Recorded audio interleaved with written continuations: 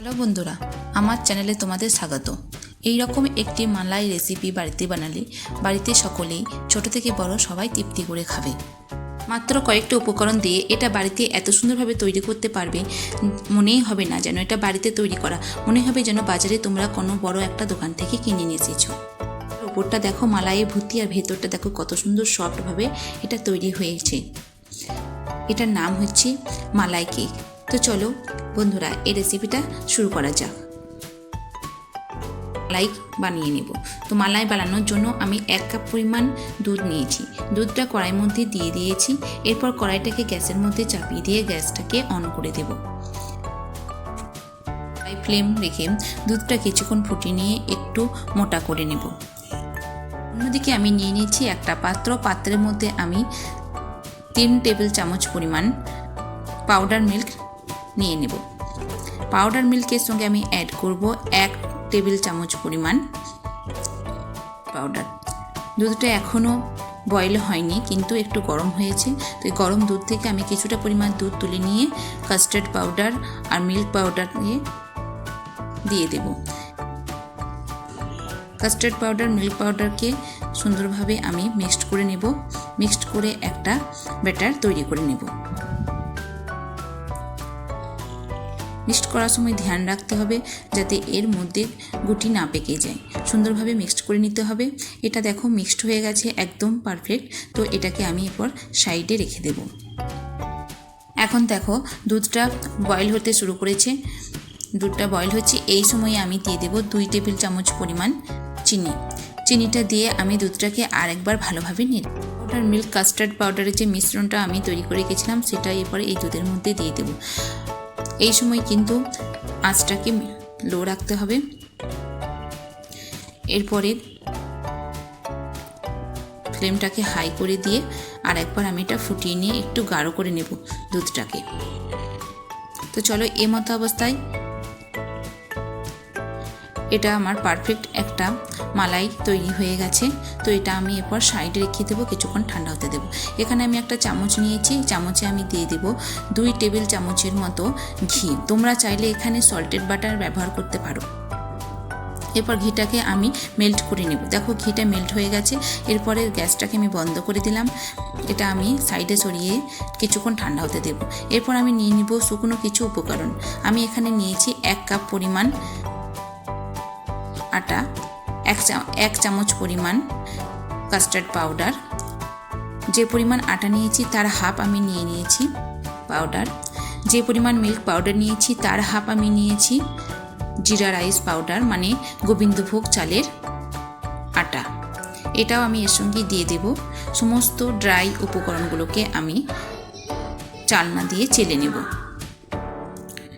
এটা আমার সম্পূর্ণ চালা হয়ে গেছে। এরপর এটাকে সাইডে রেখে দেব। অন্যদিকে আমি একটা পাত্র নিয়ে নিয়েছি। এখানে আমি দিয়ে দেব ঘিটা। ঘি এখন ঠান্ডা হয়ে গেছে। ঘিয়ের সঙ্গে আমি মিক্সড করব টক দই। যে পরিমাণ আমি পাউডার মিল্ক নিয়েছিলাম সেই পরিমাণ আমি টক দই দিয়ে দিলাম। এরপর টক দই আর ঘিকে খুব ভালোভাবে মিক্সড করে নেব। খুব ভালোভাবে মিক্সড করতে হবে। দেখো এটা খুব সুন্দরভাবে মিক্সড হয়ে গেছে, একটা সফট পেস্ট তৈরি হয়েছে। এরপর আমি দিয়ে দেব পাউডার সুগার। তোমরা চাইলে পাউডার সুগার কম বেশি করতে পারো। আমি এখানে 4 টেবিল স্পুন, মানে 4 টেবিল চামচ আমি পাউডার সুগার ব্যবহার করেছি। এরপর আমি দিয়ে দেব স্বাদ মতো লবণ। তোমরা যদি সল্টেড বাটার ব্যবহার করো তাহলে তোমরা এখানে লবণ ব্যবহার করবে না। এরপর সমস্ত উপকরণগুলোকে খুব ভালোভাবে মিশিয়ে নেব। ড্রাই উপকরণ আমি রেখেছিলাম, সেই ড্রাই উপকরণগুলো আমি এখানে অল্প অল্প পরিমাণ দেব, ব্যাটারের সঙ্গে মিক্সড করে নেব। প্রথমে আমি হাফ দিয়ে ব্যাটারের সঙ্গে মিক্সড করে নেব। আমি হাফ ব্যাটারের মধ্যে দিয়ে দিয়েছি। এরপর খুব সুন্দরভাবে ব্যাটারের সঙ্গে ড্রাই উপকরণগুলোকে মিক্সড করে নেব। খেয়াল রাখতে হবে এখানে দলা না পেকে যায়। খুব একটা স্মুথ ব্যাটার তৈরি করে নিতে হবে। সমস্ত উপকরণগুলোকে আমি ব্যাটারের মধ্যে ঢেলে দিয়েছি। এরপর আমার এখানে লাগবে 1 কাপ পরিমাণ দুধ। তো আমি 1 কাপ পরিমাণ দুধ নিয়েছি। দুধটা আমি একবারে এখানে দিয়ে দেব না, অল্প অল্প করে দেব আর মিক্সড করতে থাকবো।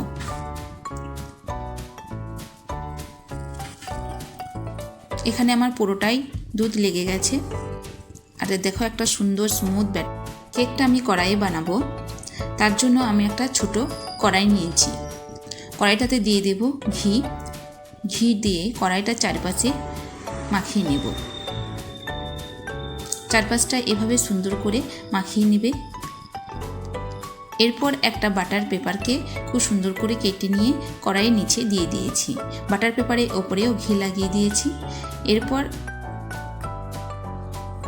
ব্যাটারে দিয়ে দেবো কিছুটা পরিমাণ ফুড কালার। ফুড কালারটা শুধুমাত্র কেকটা কালার করার জন্যই আমি ব্যবহার করছি।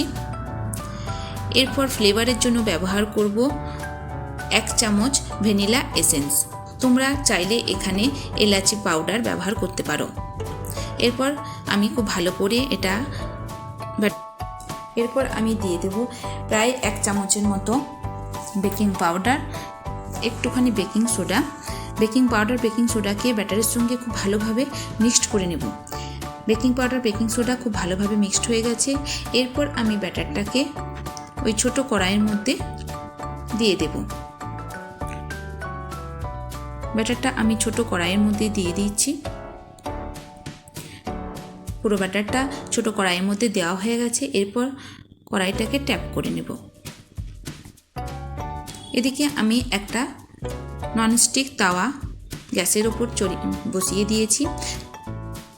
আগুনটাকে হাই করে তাওয়াটাকে 5 মিনিট গরম করে নেব। 5 মিনিট হয়ে গেছে, তাওয়া গরম হয়ে গেছে। এরপর আমি কড়াইটাকে তাওয়ার মধ্যে বসিয়ে দেব। কড়াইটার উপরে একটা ঢাকনা লাগিয়ে দেব। ঢাকনা দিয়ে আমি মিডিয়াম থেকে লো ফ্লেমে 20 মিনিট থেকে 30 মিনিট এটা বেক করে নেব। 20 মিনিট হয়ে গেছে। আমি ঢাকাটাকে এরপর সরিয়ে নিচ্ছি। দেখো এটা একটা কেক তৈরি হয়ে গেছে। চেক করে নেব এটা ঠিক হয়েছে কিনা। তো হ্যাঁ, এটা একদম পারফেক্ট হয়েছে। কিছুক্ষণ এটাকে কড়াইটা ঠান্ডা হয়ে গেছে। এরপর আমি কেকটাকে প্লেটের মধ্যে নিয়ে নেব। কেকের ওপরে যে বাটার পেপারটা আছে ওটা আমি আস্তে আস্তে ছাড়িয়ে ফেলব। বাটার পেপার ছাড়ানো হয়ে গেছে। কেকটাকে আমি এরপর উল্টে নেব। তোমরা দেখতে পাচ্ছ কেকটা কত সুন্দর সফট তৈরি হয়েছে। তো কেক আমার রেডি হয়ে গেছে। এদিকে প্রথমেই আমি মালাইও রেডি করে ফেলেছিলাম। এরপরে কেকের ওপর মালাইটা দিয়ে দেব। কেকের ওপর মালাই দিয়ে দেব। মালাইটা সুন্দর করে কেকের চারপাশে দিয়ে দিতে হবে। কিছু ড্রাই ফ্রুট আমি ছোট ছোট কুচি করে কেটে রেখেছি, সেই ড্রাই ফ্রুটগুলো আমি কেকের উপর দিয়ে দেব। এতে করে কেকটাকে আরও সুন্দর আকর্ষণীয় করে তুলবে। 2-4 কেশর আমি দিয়ে দেব।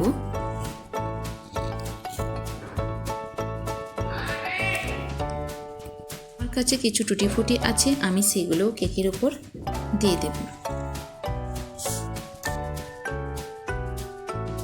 ড্রাই ফ্রুট, টুটি ফুটি, কেশর এইগুলো কেকের উপর দিয়ে দেওয়ার ফলে কেকটাকে আরও যেন কত সুন্দর আকর্ষণীয় করে তুলছে। লোভনীয় ইয়ামি। বন্ধুরা, আমার রেসিপি যদি তোমাদের ভালো লেগে থাকে তাহলে তোমরা আমার ভিডিওকে লাইক করো, শেয়ার করো আর আমার চ্যানেলকে সাবস্ক্রাইব করো।